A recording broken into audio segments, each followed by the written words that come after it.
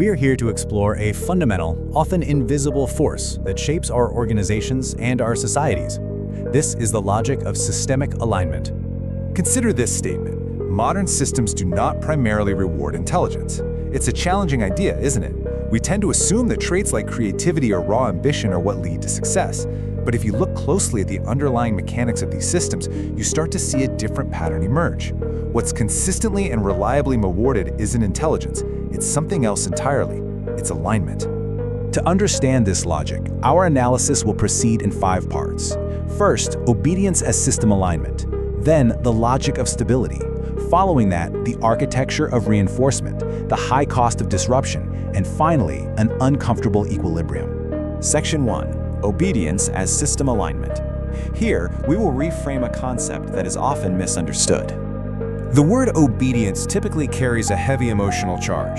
It's often framed as weakness, maybe fear, or a lack of courage. But for a purely systemic analysis, this emotional lens is, well, it's not useful.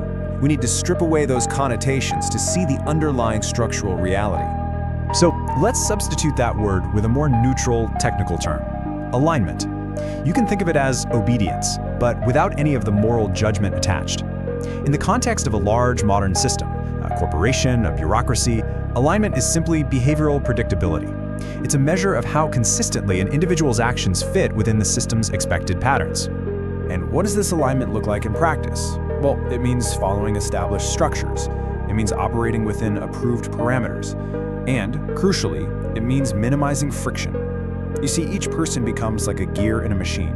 They need to be predictable. Because for any complex system, uncertainty isn't just a nuisance, it's a fundamental problem that must be solved. This leads us to Section 2, the logic of stability. We'll now examine why systems prioritize their own survival above all else, even optimization. The starting point for this logic is human thought itself. You see, independent, creative thinking is inherently unpredictable. It's messy, it doesn't move in a straight line, it branches out, creating countless possibilities. In systemic terms, it introduces variability.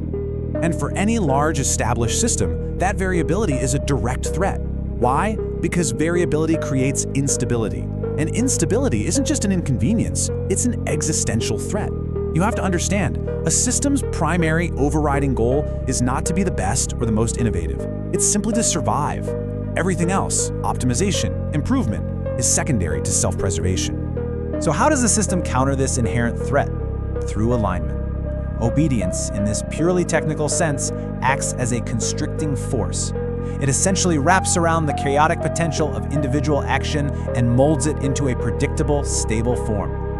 This is the system's primary tool for reducing uncertainty. And with that, the logical chain is complete. Aligned behavior produces stability, and stability ensures the system's preservation. It therefore follows that any rational system will, by its very nature, select for and reward the behaviors that guarantee its own survival. Which brings us to the question of how. How does the system encourage this alignment? This is Section 3, the architecture of reinforcement. We will now examine the specific mechanisms that ensure compliance. It's not a single transaction.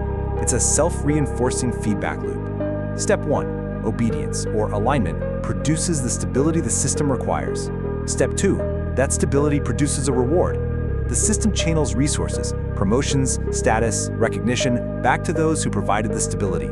And step 3, that reward reinforces the original obedient behavior. The loop closes and grows stronger with each cycle. And let's be very clear about what is being rewarded here. Look at the data.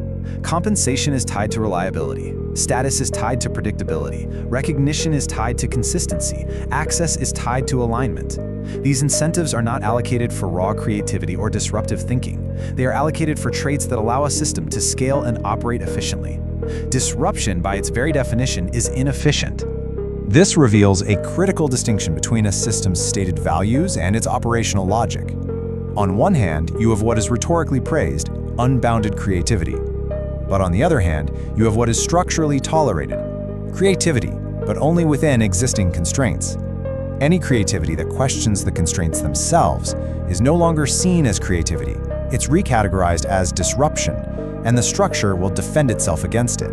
So, if alignment is rewarded, what is the fate of non-alignment? Let's move to Section 4, the high cost of disruption. We will now analyze the rational calculation of nonconformity. Choosing not to align has clear, predictable, and often steep costs.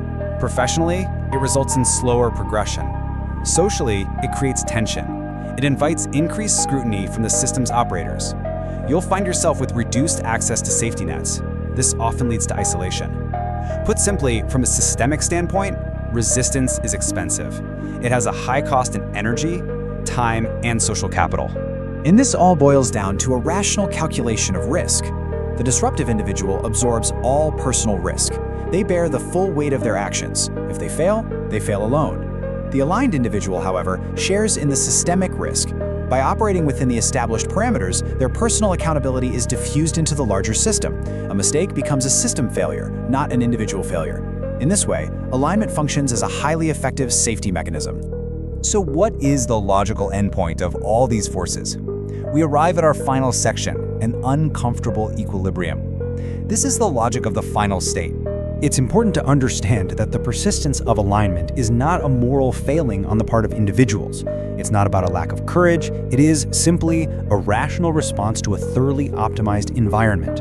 A system is designed to reward predictability, so individuals behave predictably. In any environment where integration is key to survival, alignment becomes the most logical strategy. Therefore, we should be precise in how we characterize this final state. The result is not oppression, at least not in the emotional sense of that word. The result is something far more neutral, far more structurally sound. It is equilibrium. The system is not malicious. It has simply achieved its primary objective, stability, by successfully reinforcing the behaviors that produce it. This leaves us with a final question. If obedience produces stability, and stability preserves systems, what would make a system reward disruption instead?